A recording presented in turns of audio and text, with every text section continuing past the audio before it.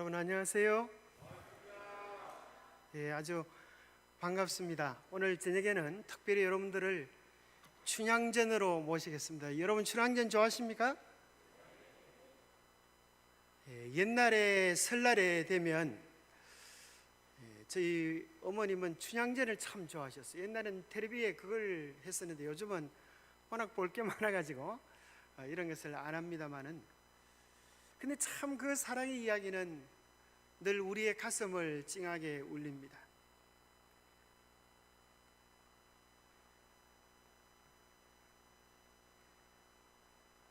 실제로 남원에 가면 맹약의 단이라고 해서 이런 손을 집어넣는 곳이 있어요. 남자친구와 여자친구가 손을 집어넣으면 음악이 착 나오면서 이제 둘이 하나가 되었다 하는 그런 약속을 기억하게 만들어주는 멋진 곳이 있습니다. 우리의 가슴을 설레게 하는 것은 사랑의 이야기입니다. 그죠? 나이가 들어도 사랑하고 싶습니까? 요즘 그런 노래가 있더만요. 내 나이가 어때서 사랑하기 딱 좋은 나이인데 뭐 그런 사랑하기 딱 좋은 나이, 사랑하기 딱 좋은 나이인지 아닌지 모르겠지만, 오늘 하나님께서 여러분들을 보실 때에 어떻게 보실까요? 우리를 보실 때 어떤 눈으로 보실까요? 너는 사랑하기에 너무 늙었어 안 되겠네 이러실까요? 너는 사랑하기에 너무 어려 이렇게 하시지 않으세요? 마치 이도령이가 아련한 눈빛으로 춘향이를 바라보듯 하나님의 눈앞이 우리 모두는 존귀하고 사랑스러운 존재입니다. 왜냐하면 그분은 사랑이시기 때문에. 그래서 어제 저녁의 제목은 나의 생명 나의 전부야. 주님께서 우리를 보시면서 오늘 다시 이야기하십니다. 우리는 그 사랑을 몰라도 주님은 오늘 우리를 향하여 내가 너를 이 세상에 하나뿐인 것처럼 그렇게 너를 사랑한다고 말씀하십니다. 이도령이가 춘향이를 사랑한 것 이상으로 우리를 사랑하시는 것입니다. 그런데 사랑의 가장 중요한 절정은 결혼이고, 결혼의 가장 중요한 절정은 어디에 있을까요? 약속인 것입니다. 그죠? 사랑의 언약. 이제 흰머리가 까만 머리가 팥뿌리가 되도록 사랑하겠습니까? 이렇게 이야기하는데 신랑이 아니요, 생각 좀 해보겠습니다. 그러면 결혼이 돼요, 안 됩니까? 안 됩니다. 건강할 때나 아플 때나 사랑하겠습니까? 그런데 건강할 때는 괜찮은데 아플 때는 생각 좀 해보고요. 그러면 결혼이 성사가 될 수 없어요. 결혼은 무엇으로 이루어지는가 하면 언약으로 이루어집니다. 그 언약이 이루어질 때 가정이 생기고 행복이 생길 수 있어요. 하나님과 우리 사이에도 마찬가지입니다. 하나님께서 우리를 죽도록 사랑하셔서 어제 우리를 위하여 생명을 바친 그 사랑을 이야기해 드렸습니다. 우리에게 중요한 것은 주님께서 사랑의 언약을 지키듯이 우리도 그 언약을 누구처럼요? 춘향이처럼, 일편단심 춘향이처럼 그 언약을 지킬 때에 누가 오셔서, 이도령보다 더 멋진 예수님이 오셔서 우리를 영원한 사랑의 나라로 인도해 가시는 것입니다. 성경을 알고 보면 어렵잖아요. 사랑의 이야기입니다. 누가 누구를 사랑한 이야기요? 온 우주를 창조한 하나님께서 보잘것없는 참 볼품없는 나를 미치도록 사랑하신 사랑의 이야기입니다. 하나님이 나를 이처럼 사랑하사 독생자를 주신 그 놀라운 이야기입니다. 그런데 사랑에는 꼭 뭐가 나타나는가 하면 방해꾼이 나타납니다. 이 방해꾼이 누군지 아세요? 변사또입니다. 변사또. 제가 성씨가 병가인데 왜 우리나라는 꼭 나쁜 놈 비역으로 변시들이 나오는지 모르겠어요. 뭐 변사또, 변강세, 어째 우리 족보는 왜 이런지 모르겠어요. 변사또가 딱 나타나서 춘향이 보고 뭐라 그러는가 하면, 사랑한다고? 말이 되느냐? 가장 지체 높으신 분이 가장 천하고 낮은 기생인들을 사랑하겠느냐? 그게 말이 되겠느냐? 쓸데없는 소리 하지 말고 내 수청이나 들으라. 누가 그런다고요? 변사또가 아니고 이제 마귀가 그러는 것입니다. 마귀가 누구의 배역을, 변사또 배역을 하는 거예요. 이 세상, 이 우주에서 가장 높고 아름다우신 예수님께서 생각해 보면 지지도 못나고 부족한 우리에게 쏙 빠져서 사랑한다는 게 말이 됩니까? 말이 안 되는 것 같지만 사랑 속에서는 말이 되는 것입니다. 예수님께서 오늘 우리 모두의 마음을 녹하면서 그렇게 말씀하시는 것입니다. 내가 너를 사랑한다. 내가 너를 죽도록 사랑한다. 내가 너를 결코 버리지 아니하고 너와 맺은 언약을 지키기 위하여 내가 반드시 너를 데리러 오겠다. 그래서 다시는 눈물이 없는, 슬픔이 없는 그 영원한 행복의 나라에 너를 꼭 데려가고 싶구나. 그것이 우리 주님께서 우리에게 주신 약속입니다. 그래서 성경의 제목이 뭔가 하면 구약과 신약이에요. 그게 머리 아플 때는 구약을 먹고 배가 아플 때는 신약을 먹고 하는 약이 아니고 이게 약속 약자입니다. 우리 주님께서 내가 너를 사랑하기 때문에 다시 오겠다, 너를 데리러 오겠다, 그것이 성경에 나와 있는 약속입니다. 여러분, 예수님의 프로포즈를 받아보셨습니까? 예수님께서 어떻게 프로포즈 하세요? 어떻게? I love you 그러세요, 예수님이? 자, 첫 번째 예수님께서 우리에게 뭘로 프로포즈를 하시는가 하면 온 하늘 땅 가득한 그분의 사랑으로 프로포즈를 하십니다. 여러분 한번 생각해 보세요. 온 하늘 땅 가득, 뭐가 가득 차 있는가 하면 우리를 향한 하나님의 사랑이 가득 차 있습니다. 그런데 어떤 사람은 그럴 거예요. 내가 하나님 사랑 보지도 못하고 먹지도 못했는데 어디 그런 사랑이 있어요? 여러분, 아무리 그렇게 말씀하실지 몰라도 마스크를 쓰고 있어도 여러분 코가 벌렁벌렁 긋고 있네요.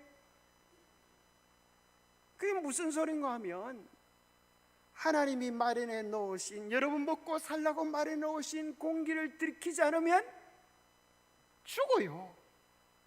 우리가 뭘 먹고 사는가? 아침에는 뭐 먹어요? 아침 먹고. 점심에는 뭐 먹어요? 점심 먹고. 저녁에는 뭐 먹어요? 저녁 먹는데 그것이 다 생각해 보면 하늘 땅 가득한 하나님의 사랑들을 거두어서 우리 입으로 쏙 집어넣으면서 냠냠 짭짭 맛있게 먹으면서 하나님 언제 나를 사랑했어요? 그렇게 이야기하고 있잖아요.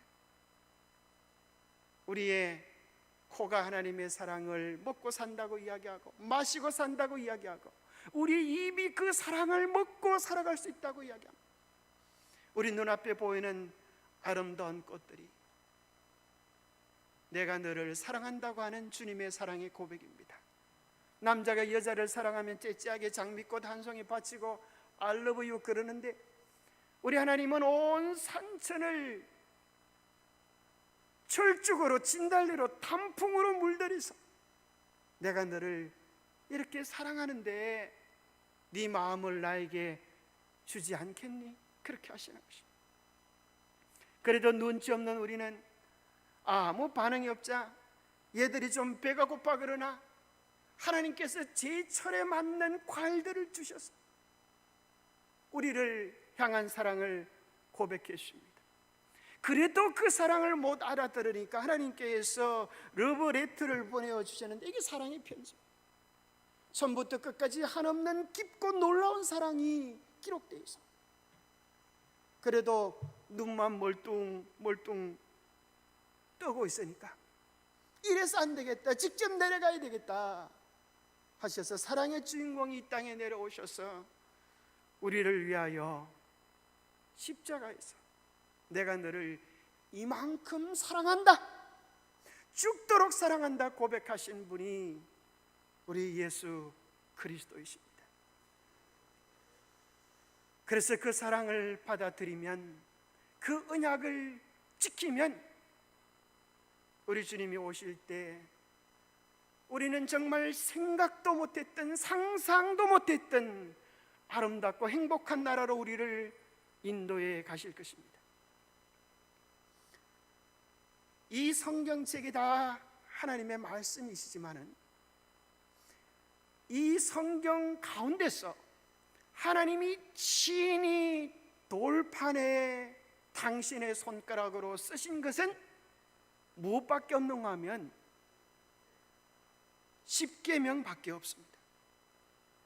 그런데 제가 어떤 목사님의 설교를 들어봐도 이렇게 말하는 목사님 없어요. 이 성경은 다 거짓말입니다. 성경 믿을 게 하나도 없습니다. 이 말씀 믿지 마십시오. 그런 사람 봐서요. 그런 사람 아무도 없습니다. 다 이야기하기를 이 말씀대로 사십시오, 이 말씀은 진리입니다, 이 말씀대로 살아야 영생을 받습니다, 이렇게 말씀을 합니다. 그런데 그렇게 하는 수많은 교회들이 사실은 알고 보면 하나님이 친히 진수로 돌비에 기록하신 십계명조차도 제대로 지키고 있지도 않고 가르치고 있지도 않다고 하는 사실을 이야기해 드리는 것입니다. 출애굽기 31장 18절에 보니까 이 돌판은 하나님께서 친히 쓰셔서 주신 것이라고 말씀하십니다. 왜 하나님께서 돌판에 쓰셨을까요? 이것은 변치 않는다고 하는 것입니다. 하나님의 이 십계명을 기록하신 다음에 언약궤라고 하는 그 궤 안에 집어넣어 놓으셨어요. 언약궤 안에는 뭐가 들어있을까요? 언약의 문서가 들어있는 거예요. 내가 너를 이렇게 사랑한다, 너도 나를 사랑하면 이 약속을 꼭 지켜라 하시는 언약의 문서입니다. 그래서 다른 것은 몰라도 무엇을 꼭 지켜야 되겠어요? 언약을 꼭 지켜야 합니다. 춘향이가 뭘 꼭 지켜야 돼요? 사랑의 언약을 꼭 지켜야 합니다. 그런데 변사 떠가 와가지고 맛있는 거 사준다고 오늘 변사 따오고 소풍 가고 내일 김서방하고 놀러 가고 그럼 되겠어요, 안 되겠어요? 그러면 이도령이 왔을 때에 춘향이는 결코 사랑을 받지 못할 것입니다. 얼마 전에 제가 영상을 하나 보니까 오늘날 많은 개신교 목사님들 가운데 정신을 차린 목사님들이 계셔. 그래서 무슨 제가 이 설교를 듣고 깜짝 놀랐어요. 이건 우리 교회에서 나온 설교가 아니고 일반 장로교 목사님이 하신 설교인데, 수많은 교인들을 지옥으로 보낸 거짓말이 있다. 에? 교회 다닌다고 다 천국 갈 줄 알았는데 교회 다니는 수많은 교인들을 지옥으로 보낸 거짓말이 있다. 그러면서 무슨 얘기를 하는가 하면, 제 그 2차 세계대전 때 나치의 히틀러의 선전대장이 있었는데 요제프 괴벨스라고 하는 아주 괴상한 사람이 있었는데, 이 사람이 사람을 세뇌시키는데 아주 탁월한 재능을 가졌다는 거예요. 이 사람이 기술을 공개하기를 그의 가르침에 세뇌가 되어서 유대인 600만 명이 학살되었는데도 불구하고 독일 사람들은 양심의 가책을 느끼지 못하도록 그렇게 세뇌가 되어버렸어요. 그는 그가 세뇌시킨 방법을 이렇게 이야기합니다. 거짓말만 하면 사람들이 잘 안 믿으니까 99가지 거짓말에다가 한 개의 진실을 살짝 섞어 놓으면 사람들이 진실인지 거짓인지 잘 분별하지 못한다. 그래서 대중이 처음에는 거짓말이라고 하지만, 처음에는 부정하지만, 그 다음에는 의심하지만, 자꾸 일로 느끼면 세뇌가 돼가지고 결국에는 믿게 된다. 이것이 괴벨서의 궤변이었어요. 이게 소리 나가기 좀 도왔어요. 소리가 아까 보니까 안 나가던데. 자, 이 목사님이, 장로교 목사님도 이렇게 설교하십니다. 믿는 사람, 예수님을 믿는다고 하는 사람들을 가장 많이 지옥으로 보낸 거짓말은 뭘까? 그게 바로 거짓 원론이라고 합니다. 뭐가요? 거짓 구원론이라는 거예요. 그것이 무엇인가 하면, 한 번 예수 믿으면 영원히 구원받는다. 여러분 좋습니까? 말은 좋지만 그것이 가장 많은 사람들을 지옥으로 보낸 거짓말이라고 하는 것입니다. 마치 그것은 뭐와 같은가 하면, 이도령이하고 언약만 맺으면 아무리 변사도 하고 놀아놔도 괜찮다 그런 거예요. 괜찮을 수 있겠어요? 여러분이 결혼에 도장만 찍으면 아무리 바람을 피워도 가정이 행복하다 말이 됩니까? 정 모르겠으면 실습을 한번 해보세요. 그게 말이 되나? 김태인 목사님이라고 하는 장로교의 목사님이 한 분 계셨는데, 많은 경우에 언약이라고 하면 구원, 언약의 구원 이렇게 생각했어요. 그런데 이 목사님이 성경을 다시 한번 20년 동안 성경을 붙잡고 실험했는데, 언약의 중심은 알고 보니까 언약궤 안에 들어있는 하나님의 계명이더라. 이것을 깨달았어요. 그래서 여러분이 언약과 율법 시리즈에 보면 22번이나 이 목사님께서 사랑한다고 하는 것은 언약을 지키는 것이다. 그 언약은 바로 하나님의 계명이다 라고 하는 설교를 끊임없이 하고 계시면서, 얼마 전에 이런 책을 써냈어요. 언약과 율법으로 세워가는 하나님 나라 이야기. 이분이 20년 전에 어느 날 공원을 걷고 있는데 하나님의 음성이 들렸다는 거예요. 태인아 공부 좀 해라. 깜짝 놀랐어요. 무슨 공부를요? 네가 목사가 될 신학생인데 성경을 네 스스로 읽지 않고 어떻게 목사가 될 수 있느냐? 네 스스로 기도하면서 성경을 읽어봐라.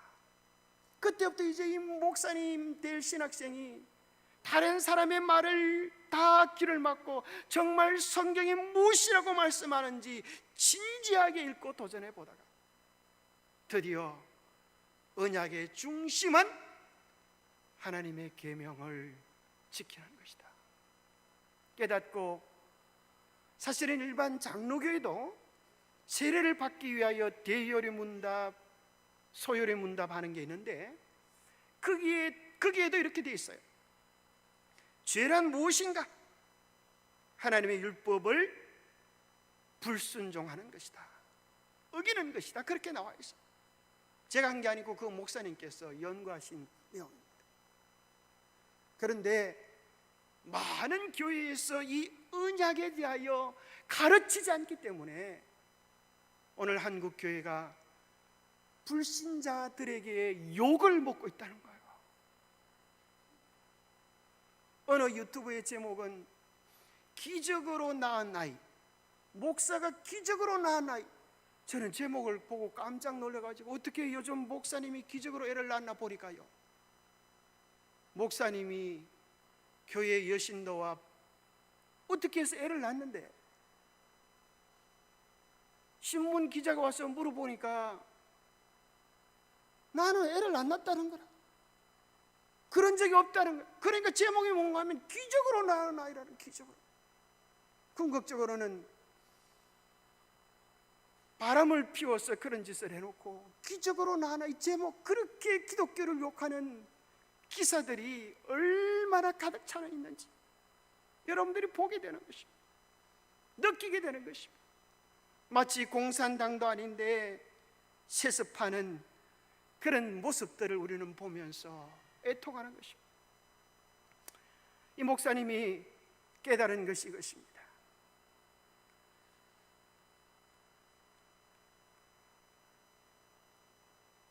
주님 안에 거한다고 하는 것은 무엇인가? 주님의 사랑 안에 거한다고 하는 것은 무엇인가? 뭐 하는 거라고요? 요한일서 3장 24절에 보니까 그의 계명을 지키는 자는 주님 안에 거하고 주님은 그 안에 거하신다 그러셨어요. 만약에 주님을 아노라 하고 사랑하노라 하고 그의 계명을 지키지 아니하는 자는 뭐 하는 자다? 거짓말하는 자다. 성경 말씀이 그렇게 하고 있습니다. 그래서 이 목사님이 얼마 전에 이런 간증을 했습니다. 잠깐 한번 들어보겠습니다. 신학의 관점에서 볼 때 가장 하나님의 말씀의 율법을 잘 배우고 전하고 있는 개혁교회 중에서 개혁교회라는 겁니다. 저는 제7 안식일 예수 재림교회 재림교인으로 개종하는데 망설임이 없었습니다. 루터의 종교개혁 이후 하나님의 구속 역사와 성경 말씀에 견주어 보았을 때 가장 분명하게 종교개혁을 한 교파는 오직 제7일 안식일 예수 재림교회밖에 없다. 다른 교단에서 안식을 지킵니까? 율법이 이게 넘어가잖아요. 정확히 얘기 못하잖아요. 이러한 사실은 요시아 왕과 느헤미야와 에스라의 종교개혁에서 증언해주고 있습니다. 하나님의 말씀이 성경 66권이 증언해주고 있습니다. 가톨릭과 루터의 종교개혁은 본질적으로 다르다는 것입니다. 저는 언약과 율법과 하나님의 나라 공부한 저희 신학과 신앙의 재림교회 신학과 신앙과 일치했기 때문에 재림교회가 전혀 불편함이 없었습니다. 가장 큰 변화라면 재림교회로 개종함으로 진리를 제대로 찾아왔다는 것이 변화 중의 변화입니다. 자, 이분이 이렇게 고백하는 것입니다. 내가 성경을 연구해 보니까 언약의 중심이 하나님의 계명인데 오늘 많은 교회에서 하나님의 율법에 대해서는 옹울옹울 한다는 거예요. 그저 예수 믿고 교회 헌금만 많이 내면 구원은 따놓은 당상이다, 그렇게 이야기한다는 거예요. 너희가 나를 사랑하면 나의 계명을 지키라. 어떤 분은 새 언약으로 바뀌어져 가지고 이제 사랑하기만 하면 된다고 이야기하지만 그 사랑의 언약, 새 언약이 무엇인가? 히브리서 8장 10절에 보면 내가 이스라엘 집으로 세울 언약이 이것이니 내 법을 저희 생각에 두고 저희 마음에 이것을 기록하리라. 나는 저희 하나님이 되고 저희는 내게 백성이 되리라. 하나님의 계명을 무시하는 것이 아니라 그리스도의 십자가의 보혈 은혜가 너무 크기에 그 은혜에 감사하여 마음속에 하나님의 계명을 아로 새기는 경험이 참 백성이 되는 경험이라고 이야기해 주는 것입니다. 마태복음 7장에도 나더러 주여 주여 하는 자마다 다 천국에 들어갈 것이 아니요 다만 하늘에 계신 내 아버지의 뜻대로 하는 자라야 들어가리라. 이것은 어느 교파의 교리가 아니라 천국에 들어가느냐 못 들어가느냐 중대한 문제라는 것입니다. 그날에 많은 사람들이 나더러 이르되 주의 이름으로 주여 주여 우리가 주의 이름으로 목사 노릇을 주 이름으로 귀신을 쫓아내고 주 이름으로 많은 권능을 행하지 아니하였나이까리니 그때 내가 그들에게 밝히 말하되 내가 너희를 도무지 알지 못하니 뭐하는 자들아? 불법을 행하는 자들아, 하나님의 계명을 어기고 순종치 않는 자들아, 내게서 떠나가라 하시는 것입니다. 사랑의 증거는 무엇입니까? 순종으로 나타납니다. 사랑의 증거는 무엇입니까? 아내에 대한 친절한 언어로 나타나는 것입니다. 사랑은 하나님의 속성입니다. 사랑하지 아니하는 자는 하나님을 알지 못하나니 이는 하나님은 사랑이십니다. 하나님의 계명의 본질도 사랑입니다. 하나님의 나라는 무슨 나라일까요? 사랑의 나라입니다. 그 나라에 사랑이 없이 어떻게 들어갈 수 있겠습니까? 그래서 십계명을 하나로 하면 사랑이고 둘로 나누면 하나님 사랑과 이웃 사랑입니다. 십계명을 나누는 방법 가운데 하나는 말라라는 계명과 하라라는 계명으로도 나눌 수가 있어요. 말라라고 하는 계명이 몇 가지예요? 8가지고 하라는 계명이 딱 2가지. 그런데 이웃 사랑에 대한 계명은 하나님께서 사람을 만드실 때 사람의 마음속에 기록해 놓으셔서 하나님을 믿는 사람이건 안 믿는 사람이건 그 계명이 마음속에 새겨져 있어요. 하나님 안 믿는 사람도 부모 공경합니까? 예, 맞습니다. 살인하지 않고 간음하지 않고 도적질하는 것을 죄라고 여깁니다.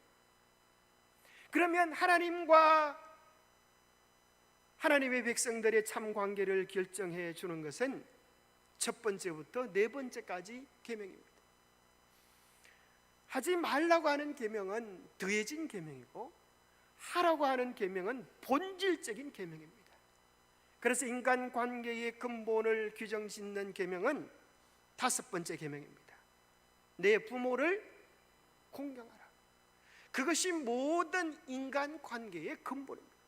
그래서 유교에도 효는 백행지 근본이라고 이야기하지 않습니까? 그것이 이웃사랑의 첫 번째 계명으로 올려져 있는 것입니다. 그러면 하나님 사랑은 어떻게 설명할 수 있을까요? 자, 하나님 사랑도 놀랍게도 어렵지 않습니다. 부모님께 대한 것과 하나님에 대한 것이 일치합니다. 부모님께서 아이에게 이렇게 말합니다. 너는 나 외에 다른 사람을 아비라고 섬기지 말아라. 다른 아버지의 모양을 만들거나 섬기거나 절하지 말아라. 아버지 이름이 김개똥이면 개똥이라고 막 부르지 말고 개자, 똥자 존경스럽게 불러라. 그렇게 하지 않습니까? 그럼 아이가 깜짝 놀라가지고 아버지, 뒷집 아저씨는 아빠보다 저한테 용돈도 더 많이 주고 더 잘해주는데요, 그 아버지는 아버지라고 부르면 안 되나요? 그렇게 물으면 여러분 뭐라고 대답할 수 있겠어요?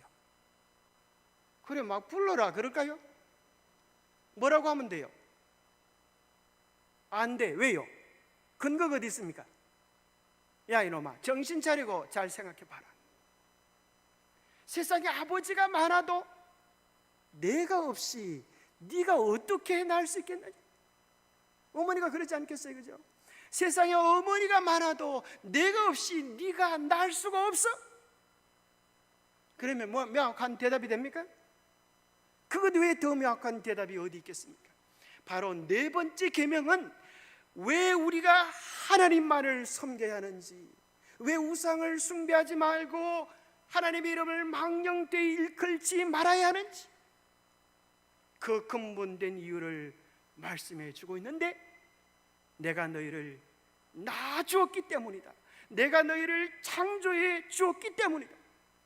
이것이 나와 너희 사이에 영원한 관계의 표가 되어서 너는 내 자식이고 나는 너의 하나님이다. 그것을 알려주는 계명이 네 번째 계명입니다. 그래서 에스겔 20장 20절에 보면 나의 안식일을 거룩하게 할지어다. 이것이 나와 너희 사이의 표징이 되어 내가 여호와 너희 하나님인 줄 알게 하리라. 그런데 성경에 보면 변사또가, 마귀가 하나님의 가장 중요한 계명을 변경시킬 것이다, 그렇게 되어 있어요. 놀랍게도 다른 계명은 열심히 지켜라. 그런데 가장 중요한 계명을 싹 변경해 버렸습니다. 자, 이 계명이 왜 중요한지 차로 설명해 드리면, 이 차를 내 것으로 만들려고 하면 두 가지 방법이 있어요. 하나는 내가 만들든가, 하나는 내가 사오든가. 자녀로 만들 수 있는 것도 두 가지 방법이 있어요. 하나는 내가 만들든가, 하나는 내가 사오든가. 만드는 것을 출생이라고 하고 사오는 것을 입양이라고 해요. 우리가 하나님의 자녀로 창조되어진 것을 창조라고 하고, 죄로 팔려간 우리를 사오시는 것을 구속이라고 그래요. 그것을 십자가라고 해요. 이 두 가지의 표가 무엇으로 나타나는가 하면, 시간 속에 하나님께서 그 표를 집어넣어 놓으셨어요. 그래서 천지와 만물이 다 이루니라 하시면서 안식하시고, 똑같이 금요일 날 예수님께서 십자가에서 다 이루었다 하시고 돌아가시면서 안식일을 주셨습니다. 그래서 안식일은 창조와 구원의 표징이 되고, 우리의 신분이 무엇인지를 알려주는 호적 등본과 같은 너무나 중요한 것입니다. 그런데 변사또가 춘향이 손을 잡고 그러는 것입니다. 춘향아, 어찌 이리 내 마음을 모르느냐? 세상에 너처럼 답답한 여자가 세상 어디 있느냐? 어찌 이리 고생을 사서 하려고 하느냐? 세상 봐라, 누가 토요일을 안식일로 지키는 사람들이 있느냐? 일요일날 지키면 직장 다니기도 좋고 출세길도 돼요.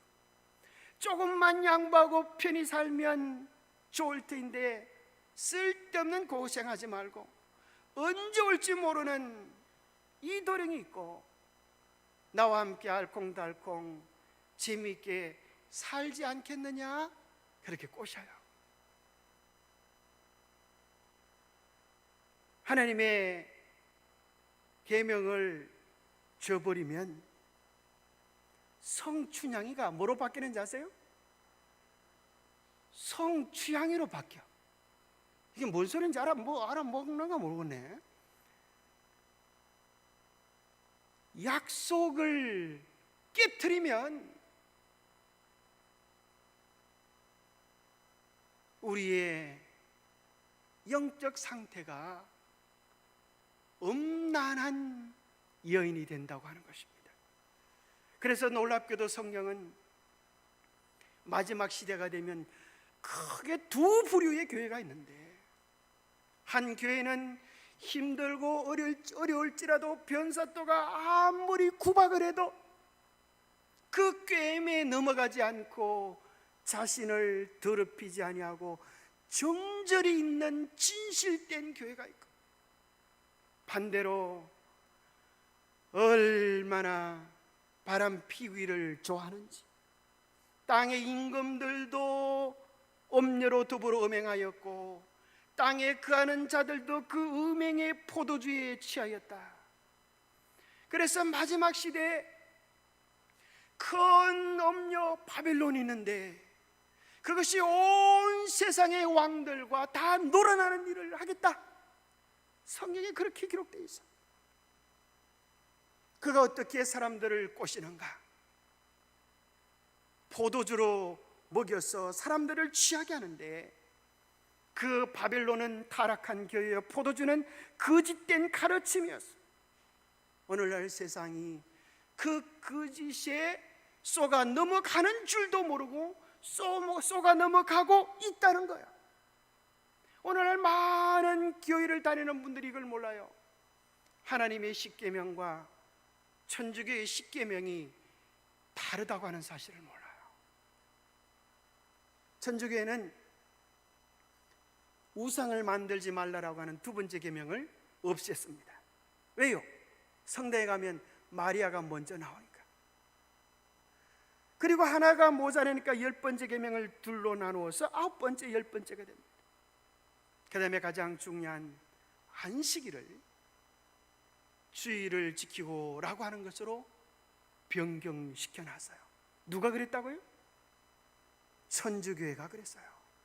자, 그런데 놀라운 사실은, 자, 오늘 이 지구상에 존재하는 모든 나라의 가장 심각한 문제는 무슨 문제인가 하면 이상기온에 대한 문제입니다. 지구온난화에 대한 문제예요. 또 종교 분쟁에 대한 문제예요. 전쟁에 대한 문제예요. 그래서 이 모든 문제를 해결하기 위해서 또 전염병에 대한 문제, 이런 것은 어느 한 나라의 문제가 아니라 전 세계적인 문제예요. 그죠? 우리나라만 뭐 마스크 쓰고 다닌다고 되는 게 아니에요. 전 세계적인 문제예요.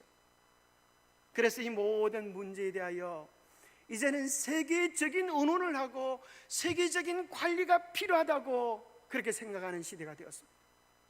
여러분 한번 생각해 보세요.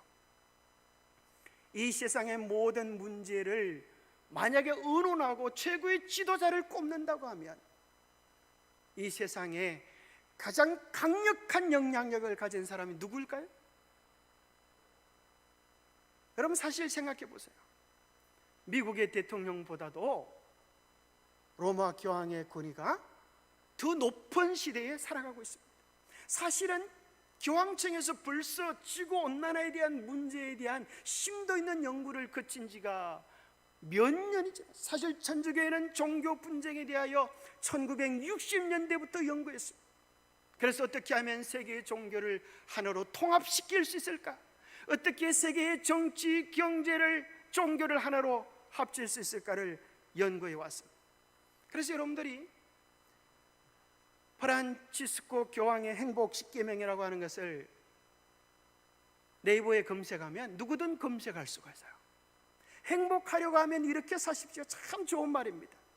자, 틀린 말이 있는지 없는지 한번 찾아보세요. 자신의 인생을 살고 타인의 인생도 존중하라. 좋은 말입니까? 타인에게 마음을 열라. 마음의 평온을 유지하라. 삶의 여유를 찾으라. 이러이런 가족과 함께 보내라. 젊은 세대에 가치 있는 일자리를 만들자. 자연을 사랑하고 존중하라. 부정적인 생각과 태도를 버려라. 타인을 개종시키려 하지 말라. 평화를 위해 행동하라. 이걸 보고 수많은 사람들이 감동을 받습니다. 행복하려고 하면 저렇게 하면 되겠구나. 그런데 사실은 이 말 속에는 놀랍고 무서운 전략이 들어있습니다. 보세요. 타인을 개종시키려 하지 말라 하는 말은 다른 말로 하면 전도하지 말라는 소리예요.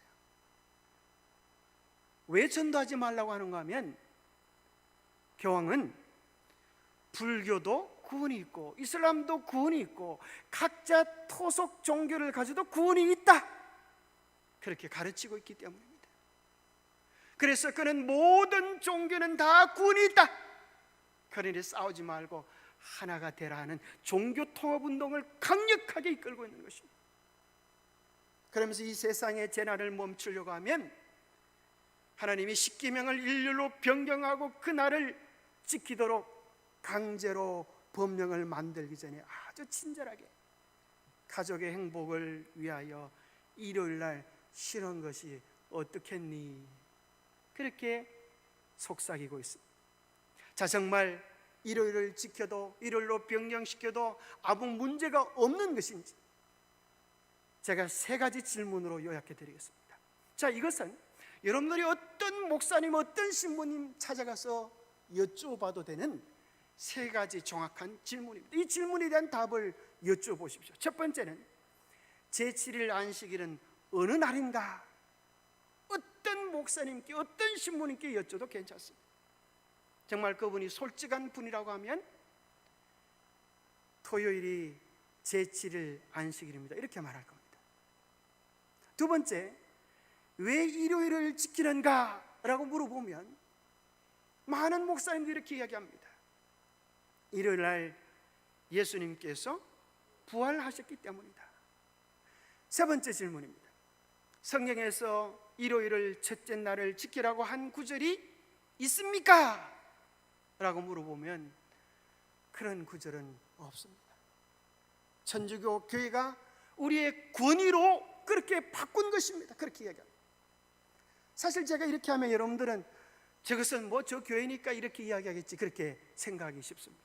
그래서 여러분에게 공식적인 재판관 네이버를 소개하겠습니다. 네이버. 잘 모르면 사람들이 네이버에게 물어봐라. 이게 좀 발음하기 귀찮으면 내인연에게 물어봐라 그러더라고요. 어떤 할머니는. 내인연이 아니고 네이버. 내인연이 아니에요.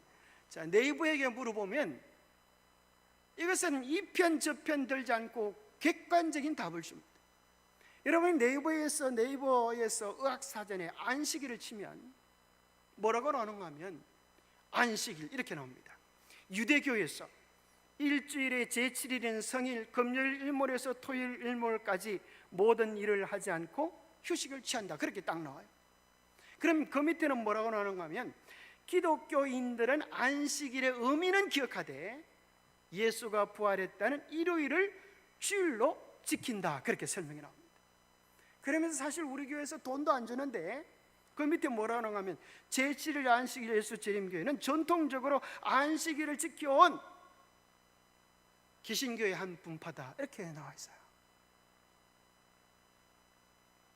자, 그러면 밑에 끝.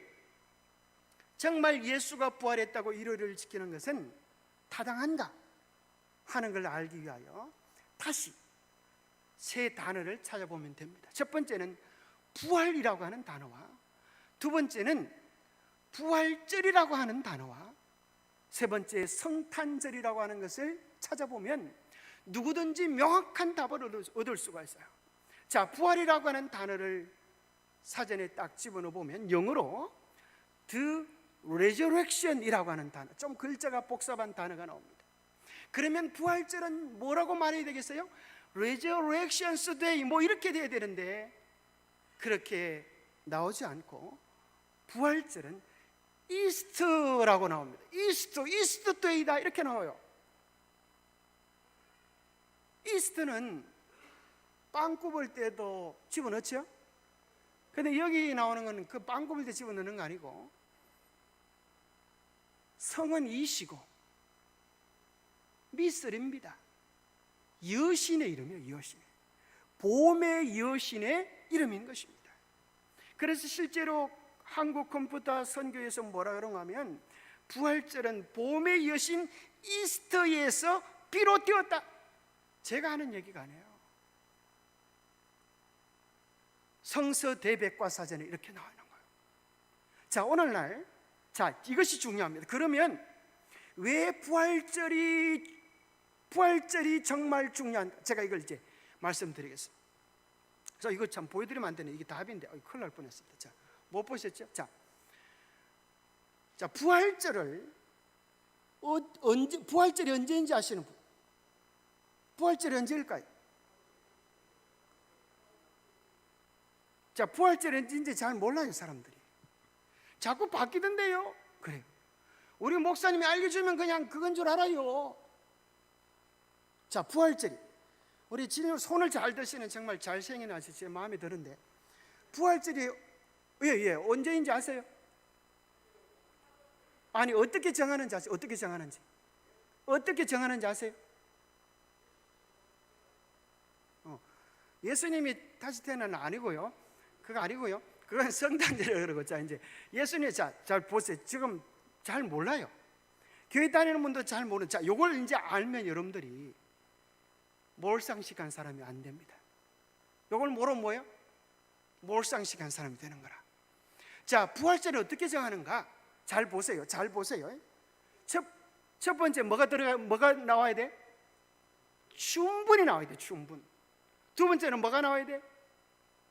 만월이 나와야 돼요.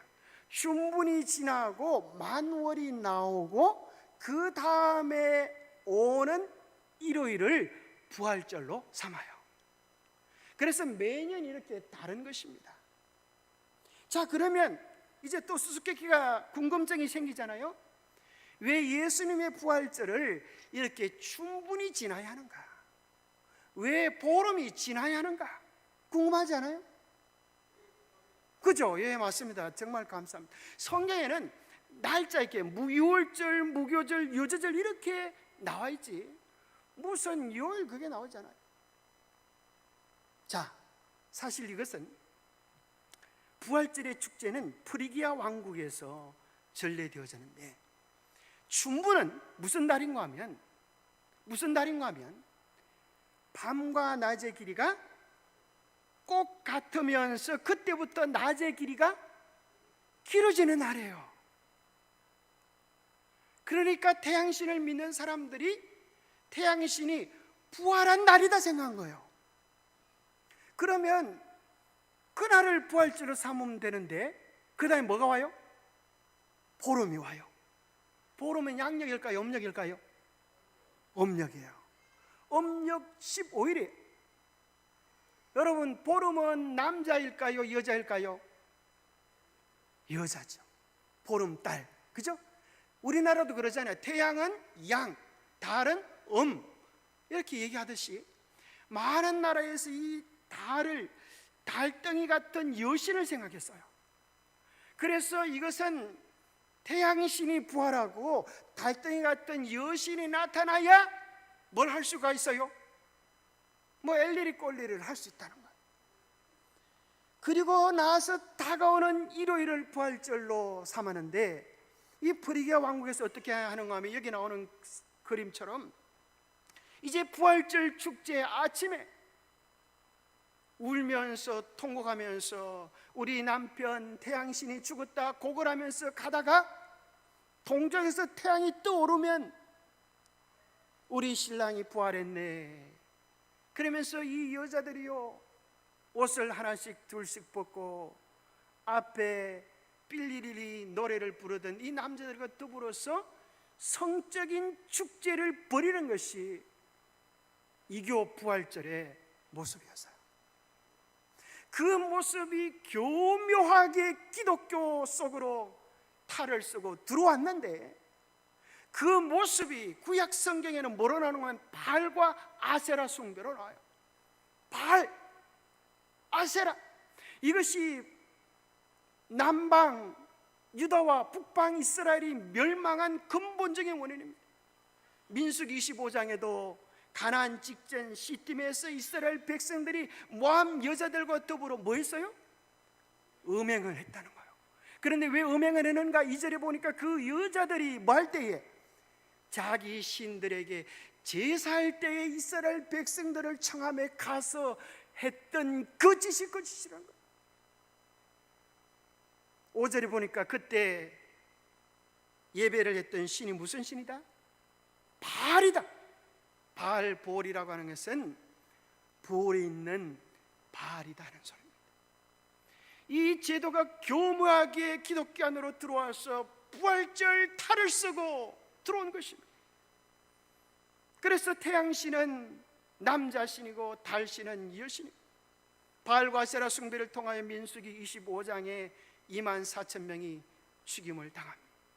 바로 이것이 태양신과 달신의 모습인데 놀랍게도 성탄절의 기원을 찾아보면 네이버 지식백과에 뭐라고 나오는가 하면 예수님의 탄생일이 아니라 12월 25일은 로마의 동지로서 정복되지 않은 태양의 탄생일이었다, 그렇게 나오는 것입니다. 그리고 그 지식사전에 이야기하기를 321년에 매주 휴일을 태양의 날이라고 부르기로 했다. 그래서 선데이, 태양의 날이라고 부르고 그것이 콘스탄틴 대제를 통하여서 일요일 법령으로 선포되었다. 네이버 사전에 나오는 거예요. 제가 하는 얘기가 아니에요. 박도식 신부가 쓴 효성여대 총장인 박도식 신부가 그렇게 씁니다. 바로 이것은 천주교회가 있습니다. 성경에는 그런 말이 나오지 않습니다. 그렇게 이야기합니다. 간단히 말하면 오늘날 왜 이렇게 교파들이 많은가? 원래는 예수님을 따라가는 성경 중심의 교회가 있었지만 중세 시대에 성경의 신앙과 태양 숭배 이방 종교들이 짬뽕 되어서 만든 종교가 중세 가톨릭 로마 천주교입니다. 그래서 종교개혁이라고 하는 것이 무엇인가 하면 성경적인 것을 찾아가는 것인데, 오늘날 수많은 교회에서 종교개혁 잘했습니다. 루터, 켈빈 잘했습니다. 문제는 무엇인가 하면 내 교파의 가르침만 붙잡고 내가 최고다는 것이 문제예요. 이제 우리는 내 교파, 네 교파 내려놓고 오직 성경적인 것만 모았어요. 우리는 진리를 회복해야 하는 시대에 살아가고 있는 것입니다. 이제 조금 있으면 10월 30일이 되면 많은 사람들이 뭐라고 불러요? 10월 30일이 뭐예요? 무슨 날? 할로윈데이. 할로윈데이의 기원이 뭔지 아세요? 그 말은 모든 성인의 날 이런 소리예요. 천주교에서 정한 거예요. 천주교에서 이 세상의 모든 종교를 통합시키기 위하여 귀신들을 불러오는 귀신 축제의 날이었어요.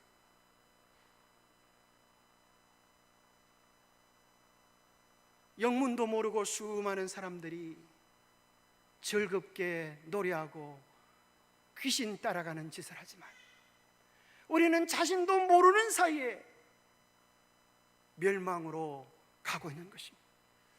성경은 이야기하기를 이사야 58장에 무너진 하나님의 계명을 수반하는 사람들이 나오겠다. 그들은 안식일을 기억하여 거룩히 지키는 자들이다. 그래서 여기 보니까 성결교회 목사님도 이렇게 이야기합니다.